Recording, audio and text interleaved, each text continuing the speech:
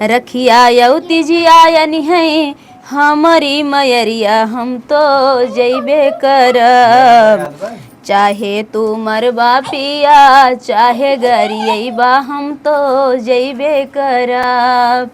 चाहे तू मरबा पिया चाहे गरियबा हम तो जैबे करब। जौ तू हूँ जैबू धना अपने नई हरवा हम तो कैसे रहब। जौ तू हूँ जैबू धना अपने नई हरवा हम कैसे रहब। कैसे बनाइब खाना कैसे हम खाइब धना कैसे रहब। दोस्तों, इस वक्त मेरी मौजूदगी जनपद जौनपुर में है और जनपद जौनपुर में आपको बता दें कि वंदना दुबे जी हमारे बीच हैं। और जैसा कि आप सभी जानते हैं कि रक्षाबंधन का त्यौहार है। ऐसे में गीत संगीत के माध्यम से लोग अपनी कलाओं को दिखाते हैं और देखना भी चाहते हैं। ऐसे में वंदना जी के पास हैं और उनसे भी आज रक्षाबंधन के भी विषय में जानना चाहेंगे और गीत भी सुनने का प्रयास करेंगे। बहुत बहुत स्वागत है वंदना जी। बहुत बहुत धन्यवाद आपका। क्या कहना चाहेंगी रक्षाबंधन का ये त्यौहार जो भाई बहन का पवित्र त्यौहार होता है, साल भर में आता है? बिल्कुल। क्या कुछ कहना चाहेंगी इसके लिए? सभी को रक्षाबंधन की ढेर सारी शुभकामनाएं और माता रानी करे कि जो भाई हैं बहन का जो भाई बहन का रिश्ता है एक ये अलग ही रिश्ता है।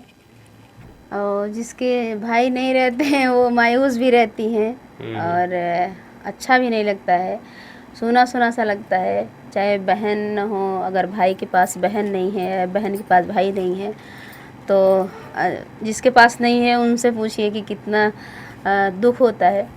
और जिनके पास है वो अपने भाई को रक्षाबंधन बांधे और उत्सव मनाएं, खुशियाँ मनाएं। और क्या बताएंगे, हैप्पी रक्षाबंधन। अगर मान लीजिए जिसके पास भाई नहीं है, जिसके पास भाई होते हुए भी वो नहीं रह जाते, उनके लिए क्या कहें? जैसे कि एक मामला आपने देखा अनुराग यादव की 5 बहनों में अकेला भाई, और जिस प्रकार से उन बहनों के ऊपर क्या बीतेगी रक्षाबंधन के दिन। बिल्कुल भैया, ये क्या बताएं, बहुत दुखद घटना है और वो बहन ही समझ सकती है उस दर्द को, वो माँ समझ सकती है कि 5 बहन में एक भाई था। अब इसकी कोई शब्द ही नहीं है मेरे पास कि क्या होगा, उन पे क्या बीत रही होगी और क्या सोच रही होंगी। ऐसे में मैं कुछ कह नहीं सकती हूँ, निशब्द हूँ। कहीं ना कहीं मतलब आपको भी ये देखने के बाद दर्द होता है कि 5 बहनों में अकेला भाई, उस माँ के ऊपर क्या बीतती होगी जो जिसने एक बच्चे को 5 बहनों के बाद पाया था, एक बेटे को। और ये मनसा होती है माता पिता की कि एक बेटा हमारे लिए ज़रूरी होता है लास्ट समय में। लेकिन बहन तो कुछ समय के लिए रहती हैं, फिर वो शादी हो जाती है, दूसरी घर चली जाती हैं, लेकिन हमेशा वो अपने भाई के ऊपर डिपेंड रहती हैं कि आज हमारा भाई रहेगा, हमारे हर तरीके से मदद करेगा। बिल्कुल बिल्कुल भैया, एक बहन हमेशा अपने भाई के सपोर्ट में रहती हैं और हमेशा भाई का साथ देती हैं। अगर भाई कहीं भी लड़खड़ा रहा है तो बहन बराबर साथ देती हैं। अगर भाई देखिए बहन में इतना वो रहता है, अगर भाई कितना भी अमीर हो, अगर बहन गरीब है तो बहुत कम भाई होंगे जो हमेशा सपोर्ट करते रहेंगे, हमेशा सपोर्ट करेंगे। लेकिन अगर भाई गरीब है, भाई उस स्थिति में नहीं है तो बहन हमेशा सपोर्ट करती हैं। जहाँ तक मेरी सोच है, बहन हमेशा भाई को सपोर्ट करती हैं। 100 में से 1 ही 2 लोग ऐसे होंगे बहन या भाई की बहन भाई का सपोर्ट नहीं करते होंगे। नहीं तो ये मतलब भाई बहन का रिश्ता ही ऐसा है कि कोई किसी का दर्द नहीं सह सकता है। कहीं न कहीं मतलब ये लगता है कि बहन का प्रेम भाई से अधिक होता है। बिल्कुल बिल्कुल होता है। माँ का दर्जन समझ लीजिए, बिल्कुल माँ की तरह बहन अपने भाई को पालती हैं, समझती हैं। जहाँ अच्छा बुरा हो रहा है वहाँ समझाती भी हैं, खड़ी भी रहती हैं, हर तरह से खड़ी रहती हैं। भाई भले ना सपोर्ट करे, भाई भले ना खड़ा हो, लेकिन बहन हमेशा सपोर्ट करती हैं। लेकिन ऐसे में कुछ भाई रहते हैं समझते नहीं हैं। हाँ, तो ज़रूरत भी नहीं है। अगर ऐसे भी भाई दुनिया में हो कि अपनी बहन को ना समझे तो ऐसे भाई को ज़रूरत भी नहीं है समझने की और रहने की भी। लेकिन जो बहन को न समझे। इस प्रकार का मामला बहुत ही कम होता है कि भाई बहन का प्रेम दूर हो जाए, टूट जाए, क्योंकि जन्म जन्मांतर तक ये रिश्ता चलता रहता है। जन्म से और लास्ट तक हमेशा एक भाई बहन का प्रेम चलता है, जिसका अटूट संबंध एक रक्षाबंधन का त्यौहार से है। बिल्कुल। क्योंकि साल भर में ये त्यौहार आता है, बहनें भाई के यहाँ जाती हैं, अगर बहन उस योग नहीं तो भाई उनके यहाँ आता है। बिल्कुल। तो मैं चाहूँगा एक आध गीत सुना दीजिए रक्षाबंधन का। गीत तो बहुत सारे हैं, गीत गाई हूँ, चैनल पे पड़ा है कि रखिया यौती जियायनी है हमारी मयरिया हम तो जइबे करब। रखिया यौती जियायनी है हमारी मयरिया हम तो जइबे करब। चाहे तू मरबा पिया चाहे गरियबा हम तो जइबे करब।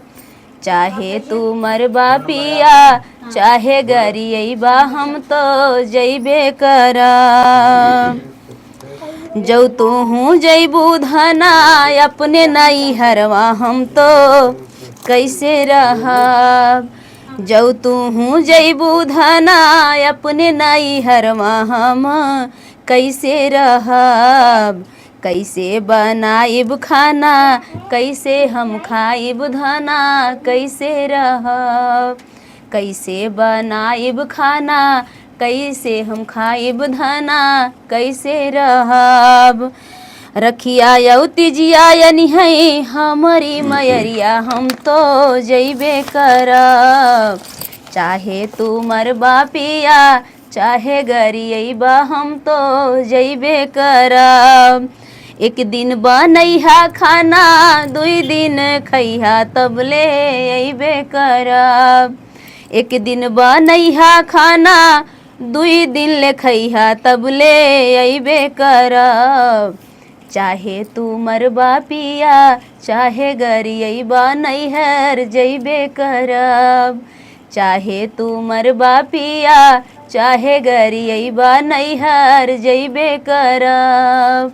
रखिया यौती जियायनी है हमारी मयरिया हम तो जइबे करब।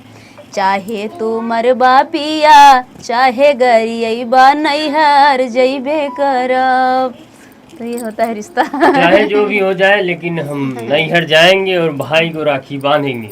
बन्ना जी का ये कहना है। बन्ना जी, एक मामला आया है जहाँ पति के मना करने पर पत्नी नैहर जाने वाली थी, और पति ने जब मना किया जाने के लिए तो आत्महत्या कर ली। इस प्रकार तो ये होता है रिश्ता। चाहे जो भी हो जाए लेकिन हम नैहर जाएंगे और भाई को राखी बांधेंगे। बन्ना जी का ये कहना है। बन्ना जी, एक मामला आया है जहाँ पति के मना करने पर पत्नी नैहर जाने वाली थी, और पति ने जब मना किया जाने के लिए तो आत्महत्या कर ली।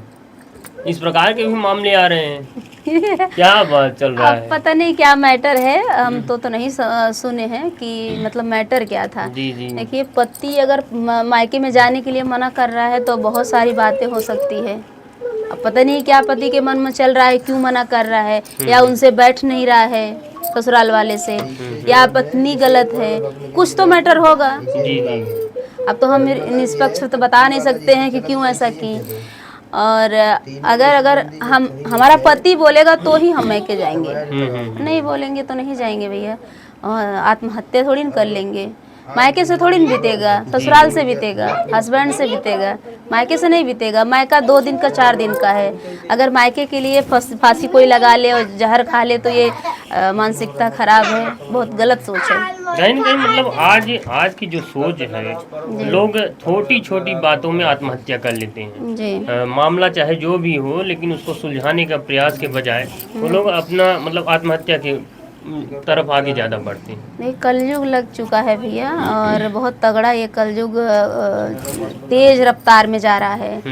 किसी को कुछ भी समझ में नहीं आ रहा है। बस कोई बोल दिया तो उसको मार दो, काट दो, फेंक दो, उसको समझाओ मत, सुलझाओ मत, सामने बैठ के कुछ मतलब निष्कर्ष मत निकालो। ये सब का काम हो रहा है।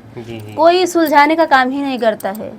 एक दूसरे के बात सुन के एक दूसरे को मारना, गाली देना, यही सब समाज में अब चल रहा है। इसीलिए हर चीज़ बिगड़ता जा रहा है, चाहे परिवार में हो, चाहे समाज में हो, चाहे राजनीति में हो, सब में यही सिस्टम निकल गया है।